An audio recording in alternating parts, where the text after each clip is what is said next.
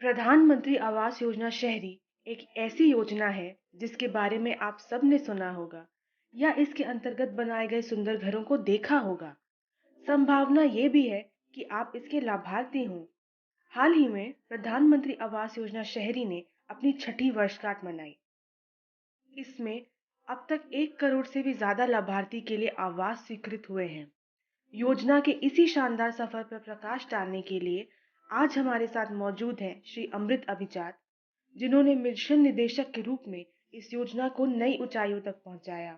आइए उनसे रूबरू होते हैं।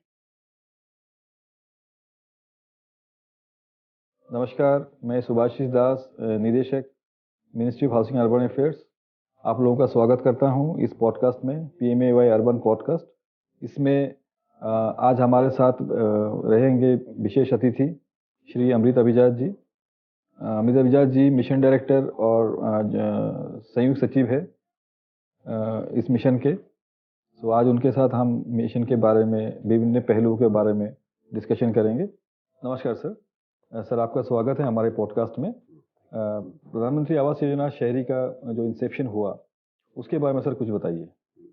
प्रधानमंत्री आवास योजना की शुरुआत एक प्रकार से यूँ कहा जाए कि माननीय प्रधानमंत्री जी के द्वारा ये रेड फोर्ट पे उनके द्वारा इसका एक विजन को आउटले किया गया, जिसमें कि उन्होंने इस बात को बहुत मजबूती से वहाँ पर रखी कि वर्ष 2022 में जब हम 75वीं वर्षगांठ मनाएंगे आज़ादी का, तब देश में ऐसा कोई व्यक्ति ना हो जिसके ऊपर छत ना हो। और इसमें प्रधानमंत्री आवास शहरी और एवं प्रधानमंत्री आवास ग्रामीण दोनों को साथ साथ लॉन्च किया गया और यही इसकी नींव रखी गई। उसके बाद इसकी तमाम व्यवस्थाएं बनाई गई, जिसके अंतर्गत कि फिर इसको जून 2015 में 25 जून को बाकायदे लॉन्च किया गया। फिर अगले 6 महीने हम लोगों ने इसकी देश भर में तैयारी की, जिसमें सभी राज्यों को एक पटल पे लाने के लिए सभी से MOUs हुए, सबकी समझौते तय हुए और उनकी वित्तीय प्रशासनिक व्यवस्था तय की गई। इसमें समय लगा और उसके बाद से ये धारा प्रवाह जो है देश में के अनेक कोनों में चल रहा है। सर, ये पिछले आवासीय योजनाएं जो थी उससे किस तरह से ये अलग है? प्रधानमंत्री आवास योजना की जो घटक अंग हैं, जो इम्पोर्टेंट पहलू है, वो मुख्य रूप से पूर्व के जो स्कीम्स जो थे, जो संचालित हो रहे थे, उसके अनुभव के आधार पे काफ़ी कुछ रखा गया है और अच्छे बुरे अनुभव दोनों रहे हैं। एक तो वो, दूसरा ये कि इसमें एक बहुत बड़ा वैचारिक आंदोलन या क्रांतिकारी सोच के अंतर्गत ये स्कीम लॉन्च किया गया। देखिए, जो पहले के जो स्कीम्स थे वो निश्चित तौर पे एक तरीके का ही घर देते थे, जिसमें कि स्लम्स में वो रीडेवलपमेंट करते थे मुख्य रूप से। इसके अलावा सब्सिडी का एक छोटा सा स्कीम चल रहा था। इसमें पहली बार सरकार ने ये बात रखी कि सिर्फ एक प्रकार का घर नहीं होगा, घर के कई प्रकार होंगे और वो डिसाइड करेगा व्यक्ति जो ले रहा है कि वो किस प्रकार का घर बनाना चाहता है, कैसे लेना चाहता है। तो एक बहुत महत्वपूर्ण एक वैचारिक सोच का परिवर्तन ये था कि कुछ के लिए या कुछ प्रांतों के लिए, कुछ वर्गों के लिए ना करके ये हाउसिंग फॉर ऑल होगा, सबके लिए आवास की बात हुई थी, जिसमें कि व्यक्ति जिसको घर चाहिए वो स्वयं अपनी मांग रख सकता है।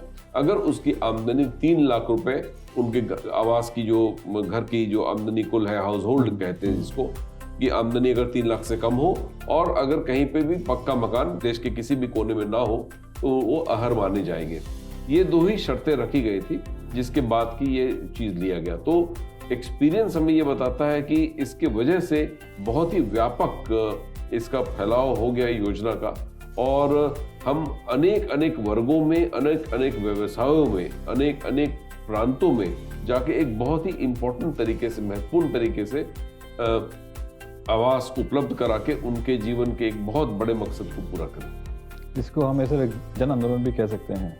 निश्चित रूप से जन आंदोलन ये कहा जाएगा। जन आंदोलन इसलिए क्योंकि इसमें लोग जो है, जिन लोगों को, जो लाभार्थी है, वो पूरे प्रकरण के मुख्य धारा में बहुत ही मजबूती से अपनी बात को रख पाया, क्योंकि न सिर्फ चयन के समय में योजना जब उसको घर मिल गया और जब केंद्र के द्वारा, राज्य के द्वारा या अर्बन लोकल बॉडी जो स्थानीय निकाय है उनके द्वारा जब धनराशि दे दी गई, सारे बनाने की जो जिम्मेदारी बट बेनिफिशियरी कंस्ट्रक्शन की जो खास तौर से है, जो अलग अपने ज़मीन पे आवास बना रहा है, वो उसके प्लानिंग से लेके लास्ट स्टेज तक इन्वॉल्व रहा।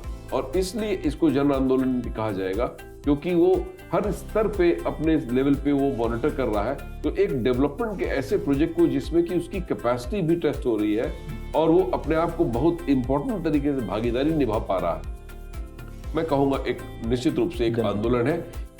सर ये जो डिमांड कहते हैं सर, 1 करोड़ 1.12 करोड़ का जो डिमांड कहा जाता है, इस लक्ष्य तक कैसे पहुंची मंत्रालय? देखिए, पहले क्या होता था कि पहले सरकार बोल देती थी कि हम 5 लाख घर बनाएंगे, हम 10 लाख घर बनाएंगे, और पीछे से फिर गाड़ी चलती थी कि किसको कितना मिलेगा, आबादी के इस पे, जाति के इस पे, प्रांत के इस पे, बैकवर्ड पे, फॉरवर्ड पे, तमाम तरीके के उसमें पेश थे। पहली बार भारत सरकार ने कहा कि नहीं, हाउसिंग फॉर ऑल होगा। बहुत ही व्यापक, होलिस्टिक और कोई कंफ्यूजन के बगैर स्कीम शुरू किया गया। एक ये हुआ। दूसरा ये हुआ कि जब बात आए कि डिमांड कैसे आएगा, तो ये नहीं हुआ कि हम बांट के देंगे इस तरह से। हमने कहा कि सबको घर मिलेगा जिसके पास ये शर्तें फुलफिल करता हो। तो ये दोनों जो शर्तें थी, 3 लाख की आमदनी की और कहीं पक्का घर नहीं हो, उसके लिए डिमांड सर्वे किया गया। डिमांड सर्वे का मतलब ये कि जिस व्यक्ति को घर चाहिए वो डिमांड करेगा, स्थानीय निकाय के लोग, राज्य सरकार जो है इसकी जांच करेंगे कि जो बात कह रहा है वो सही करेगा। वो भी उसमें हमने शर्त यह रखी थी कि सिर्फ वो काउंटर एफिडेविट देगा अपना लगा के, सर्टिफाइड एफिडेविट कि उसने उसको घर के लिए वो अहर है, जिसकी जांच अगर चाहे तो वहां की संस्था करा सकती है, अदरवाइज वो पर्याप्त माना जाएगा। तो इस प्रकार से डिमांड्स जो बने हमारे, वो 112 बने, और ये भी निरंतर चेंज होता रहा है। कभी 1 करोड़ भी था, फिर 1 करोड़ 2 लाख हुआ, फिर 1 करोड़ 12 लाख हुआ। इसका कारण ये है कि जो आज 18 साल का है या 17 साल का है, वो कल डिमांड नया बनेगा। परिवार में विभाजन होंगे, परिवार बड़ा होता है, तो फिर वो अलग परिवार माना जाता है। या आज वो गांव में रह रहा है, 1 साल बाद, 6 महीने बाद एक ए शहर से बी शहर पहुंच रहा है गांव से। तो इस प्रकार से वो बहुत डायनेमिक रहा है, और यही इस स्कीम की बहुत बड़ी उपलब्धि रही है कि कोई भी बात हमने ऐसा करके नहीं रख दिया जैसे कि कास्ट इन स्टोन जिसको कहते हैं, वो एक बार लेके चल दिए। स्कीम में कई चेंजेस हम लोगों ने किए, और वो चेंज इस बात को भली भांति दर्शाता है कि एक डायनेमिक स्ट्रक्चर था स्कीम का, और इसमें हम लोगों के अनुभवों को, राज्यों के अन्वेषण को, कई राज्यों ने बहुत अच्छे अच्छे कदम उठाए, उनसे सीख के आपस में एक बहुत ही डायनेमिक कल्चर डेवलप करके, जिसमें वाइब्रेंसी बहुत रही, राज्यों से सीखा हम लोगों ने राज्यों से बात करी। इस प्रकार से चेंजेस करते रहे, तो उसकी उपलब्धि साफ दिख रही है।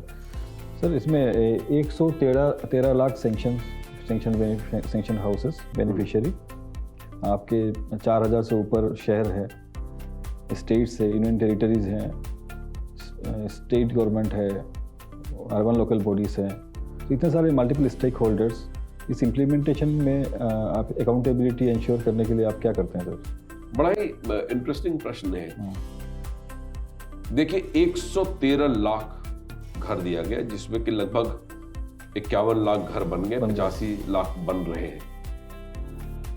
अगर देखा जाए कि एक परिवार का साइज 5 लोगों का है, तो आप ये मान लीजिए कि ओवरऑल इस स्कीम में 5 करोड़ लोग अभी इसमें इन्वॉल्व हैं।